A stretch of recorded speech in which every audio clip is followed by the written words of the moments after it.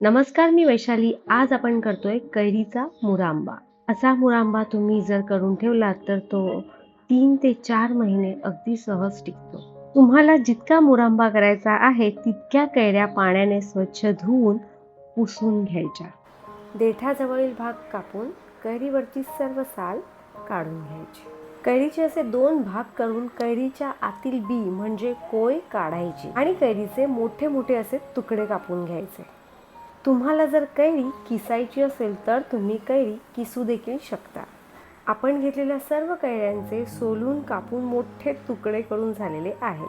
आता मुरांबा करण्यासाठी आपल्याला गूळ लागणार आहे. आपण काळा गूळ घेतला आहे. तुम्ही या व्यतिरिक्त इतर कोणताही गूळ घेऊ शकता. बरं, गुळाऐवजी तुम्ही साखरेचाही वापर करू शकता. घेतलेला गूळ मात्र छान बारीक चिरून घ्यायचा, त्यामुळे तो लवकर वितळतो. आता मुरांबा करण्यासाठी एका भांड्यामध्ये तूप घालायचं. तूप गरम झाल्यावर यामध्ये वेलची, दालचिनी आणि लवंग घालायची. घातलेलं साहित्य छान गरम झाल्यावर आपण यामध्ये कापून कैरीचे तुकडे घातल्यावर ते तुपामध्ये 1 ते 2 मिनिटं छान परतून घ्यायचे.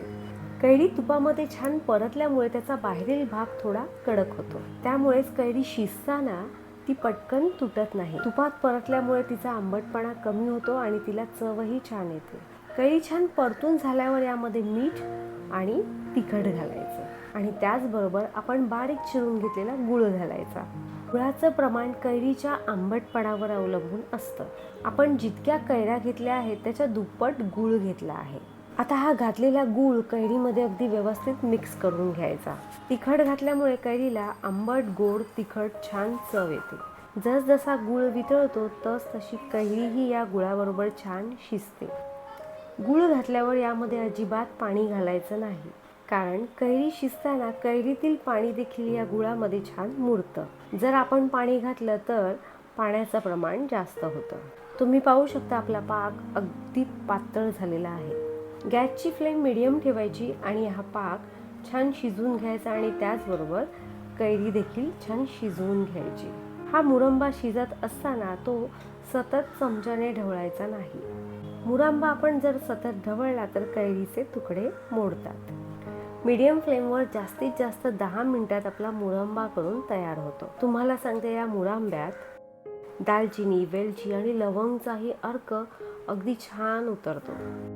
तार येईल असं नाही, पण 2 बोटं अगदी एकमेकांना छान चिकटतील इतका पाक तयार झाला की गॅस बंद करायचा.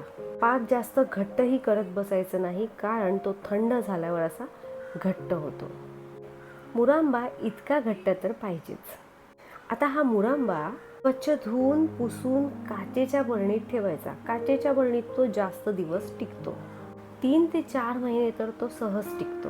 हो, पण याला पाण्याचा हात लावायचा नाही. तुम्हाला सांगते, मुरांबा इतका छान होतो, 3 ते 4 महिने काय, तो आठवड्यातच संपतो. असा मुरांबा करून तुम्ही गरम डाळ भात, चपाती किंवा पराठ्यासोबतही खाऊ शकता. ब्रेडला लावूनही खाऊ शकता. नेहमीप्रमाणेच बोलता बोलता वेळ झाली आता निरोपाची. तुम्हाला जर आपली आजची रेसिपी आवडली असेल तर आपल्या रेसिपीला लाईक, शेअर, सबस्क्राईब करा. बेलचं बटन दाबा आणि प्रत्येक येणाऱ्या नवीन रेसिपीला हाईप करा.